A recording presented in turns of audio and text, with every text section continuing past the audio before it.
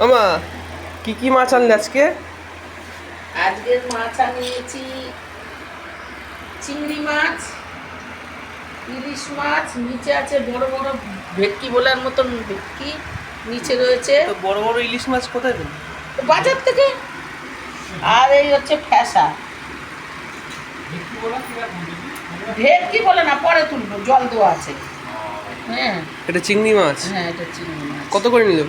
চিংড়ি মাছ নিয়েছে 250 টাকা কেজি। 25 টাকা করে সব বললে কি হতো? ওই তুই কেজি জিজ্ঞাসা করলি তাই আমি ও বললাম তাও তো কেজি। ঠিক। আর ইলিশ মাছ কত করে নিয়েছে? ইলিশ মাছটার দাম কম আছে, 100 টাকা করে কিলো। 500 টাকা কিলো। আমার কোনো আন্দাজ নেই। 500 চারটে টাকা মাছ কেজি। নাকি? না, চার ইলিশ মাছ দুটো। চার চার ধরনের মাছ। হ্যাঁ, 4 ধরনের।